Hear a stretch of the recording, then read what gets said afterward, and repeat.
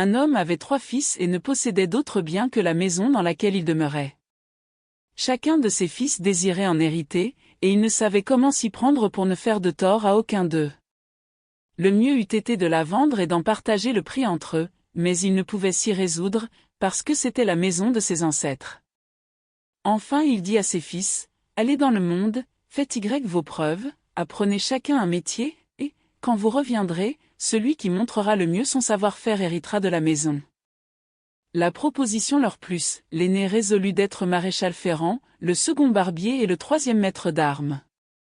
Ils se séparèrent après être convenus de se retrouver chez leur père à jour fixe. Chacun d'eux se mit chez un bon maître qui lui apprit son métier à fond. Le maréchal eut affairé les chevaux du roi, il croyait bien que la maison serait pour lui. Le barbier rasa de grands seigneurs, et il pensait bien aussi tenir la maison. Quant à l'apprenti maître d'armes, il reçut plus d'un coup de fleuret, mais il serrait les dents et ne se laissait pas décourager, car, pensait-il, si j'ai peur, la maison ne sera pas pour moi. Quand le temps fixé fut arrivé, ils revinrent tous les 3 chez leur père. Mais ils ne savaient comment faire naître l'occasion de montrer leur talent. Comme ils causaient entre eux de leur embarras, il vint à passer un lièvre courant dans la plaine, à Parbleu, dit le barbier, celui-ci vient comme Mars en carême. Saisissant son plat à barbe et son savon, il prépara de la mousse jusqu'à ce que l'animal fût tout prêt.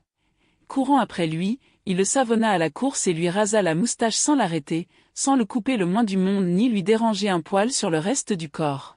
« Voilà qui est bien, dit le père, si tes frères ne font pas mieux, la maison t'appartiendra. » Un instant après passa une voiture de poste lancée à fond de train.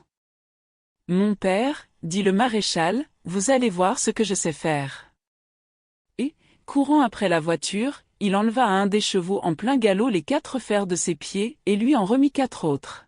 « Tu es un vrai gaillard, dit le père, et tu vaux ton frère, je ne sais en vérité comment décider entre vous deux. » Mais le troisième dit, « Mon père, accordez-moi aussi mon tour. » Et, comme il commençait à pleuvoir, il tira son épée et l'agita en tous sens sur sa tête, de manière à ne pas recevoir une seule goutte d'eau.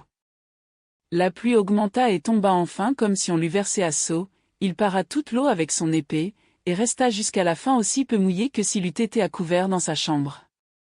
Le père voyant cela ne put cacher son étonnement, « Tu l'emportes, dit-il, la maison est à toi. » Les 2 autres, pleins d'une égale admiration, approuvèrent le jugement du père. Et, comme ils s'aimaient beaucoup entre eux, ils restèrent tous 3 ensemble dans la maison à exercer leur état, et ils y gagnèrent beaucoup d'argent, et vécurent heureux jusqu'à un âge avancé. L'un d'eux étant mort alors, les 2 autres en prirent un tel chagrin qu'ils tombèrent malades et moururent aussi. Et, à cause de leur habileté commune et de leur affection réciproque, on les enterra tous 3 dans le même tombeau.